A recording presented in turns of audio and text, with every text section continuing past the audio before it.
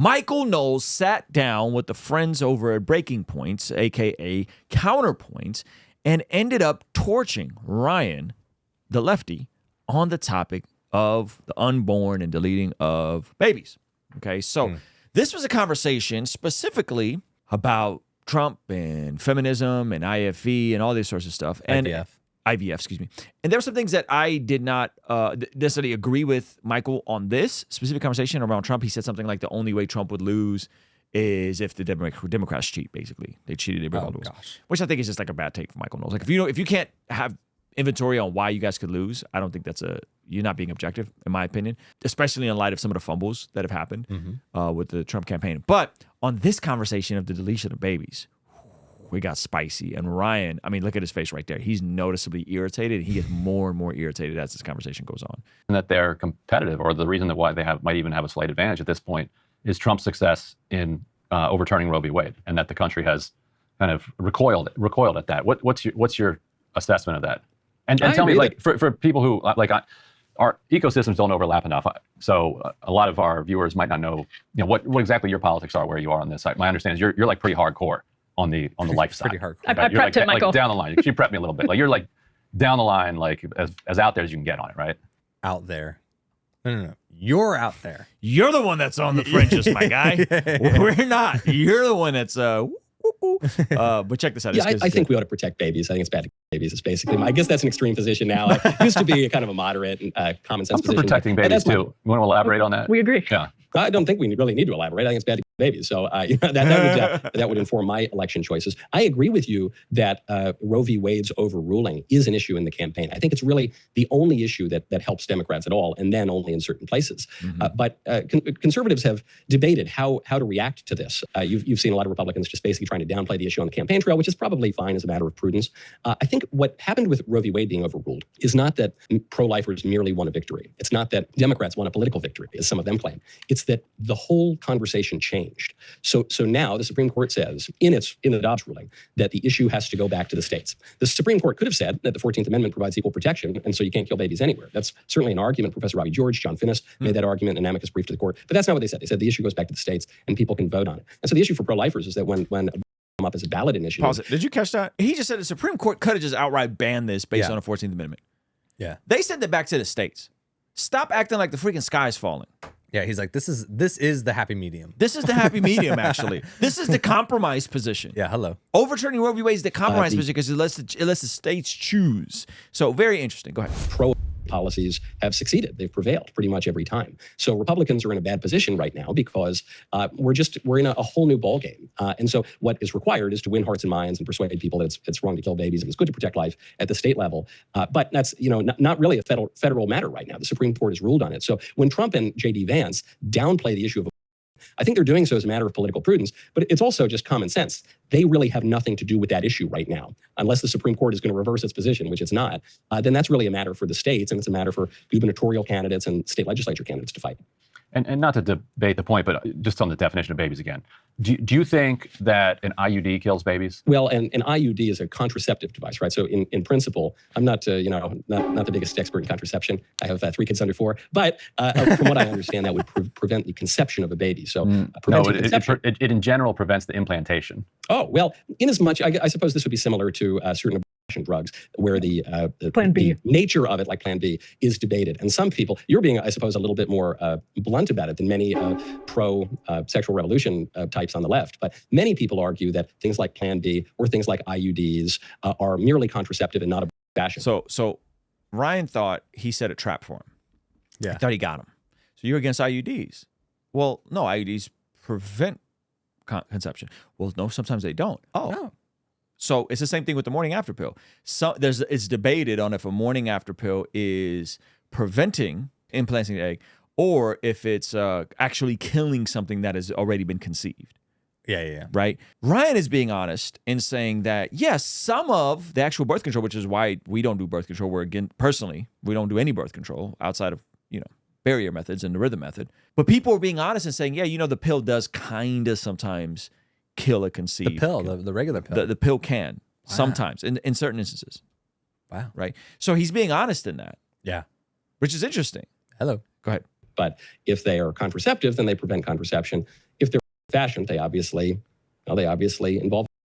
Yeah, it's just a matter of basic fact that sometimes they prevent implantation. Right. So, Right, so but you would I consider suppose that if- a baby. So you would say IUDs, if that's the case, if I'm right about that, that you think that IUDs, a woman with an IUD is like I babies. guess the question pretty you're regularly. asking me, is when do I think human life begins? Mhm. And so my answer is, I think it begins at the beginning. You know?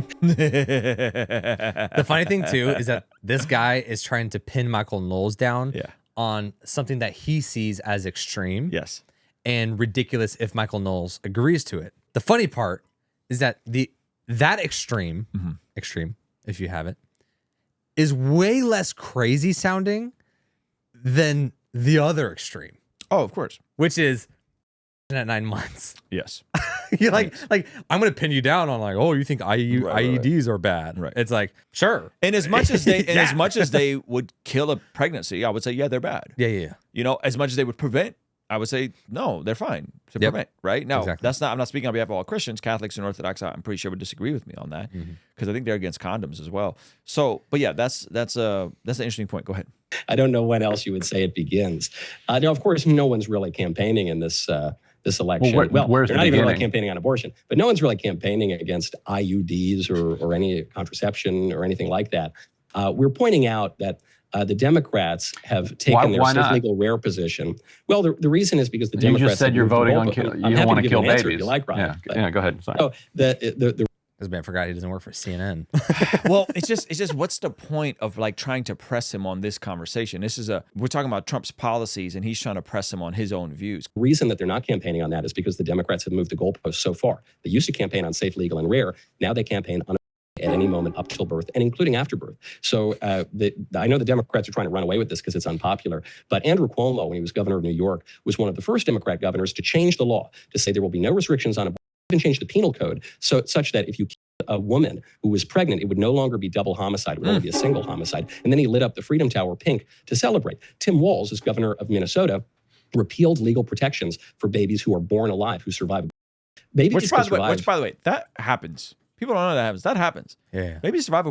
Yeah. You can look up. Maybe we should at some point. Maybe tomorrow stream. So there's tons of videos of babies who have survived, and they go on to be normal adults. Hello. You know? Outside of the womb now is 24 weeks, 23 weeks, 22 weeks, even 21 weeks. So it's very, very young. Take place up until the moment of birth. And so previously in Minnesota, there was a law that required doctors to provide medical care to babies who survive. Just as you would provide medical care to anybody who needed it. Tim Walz removed those protections. Tim Walz then also removed the reporting requirements. Now we know the number is disputed, but we know somewhere at least 5, maybe 8, maybe more babies actually were born alive and they were callously left to die without any medical care. So that's where we're fighting the issue right now because it clarifies the issue so much, and it's where Democrats have brought the issue. It's not Republicans. And that's what we would say. No, y'all are the radical ones, fam. Yeah, Because yeah, that's what you're co-signing. You're co-signing. That's the VP choice. You guys picked a radical on this topic, Yeah. not us. Yeah. Trump is compromised on this topic. He's actually compromised on this Yeah, topic. totally. Like we disagree as pro-lifers with Trump on this. Yeah. Well, Ryan, I saw your reaction to the after birth thing. Did you want to follow up on? I mean, Michael explained what happened in Minnesota, for example, which is it's a matter of not providing care, legalizing the declining to provide care. Is that not? I mean, that is a real thing that Zoom in on both this, please. Cuomo, it was something that Ralph Northam Yeah, advocated for. I guess why don't we leave this to doctors? Oh, Like, there we like go. who am I? She's like, you know that was a real thing, right? Checkmate. You tried to press him. Yeah. And they said, just leave it to the doctor. This started with, well, the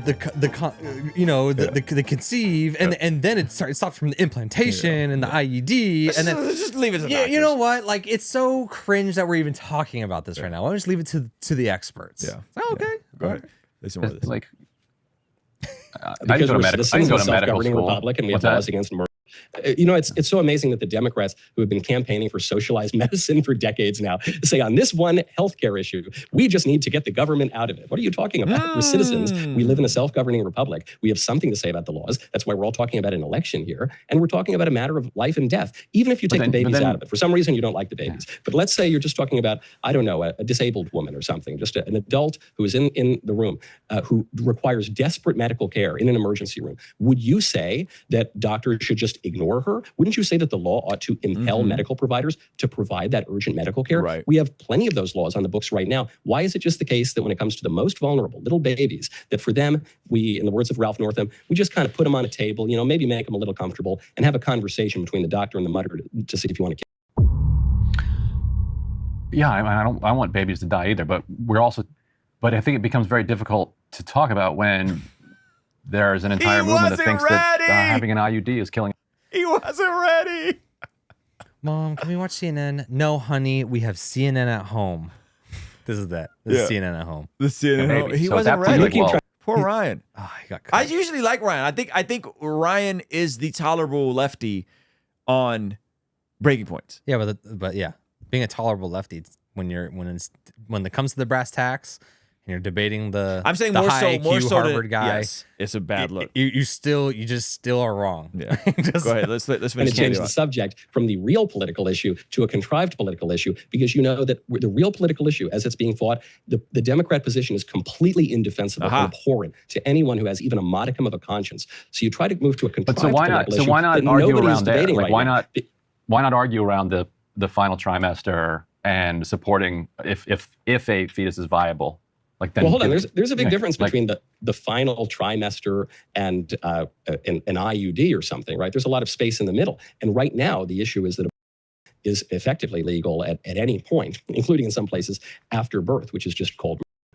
So I think what the Democrats are trying to do is really blur this issue, and I'm all for having bioethical debates over the origin of life and all the right. I find that all very interesting. But we're in an election season, and what I'm observing is the actual political issue, the actual political the policies that are being advanced by the Democrats right now, all concern.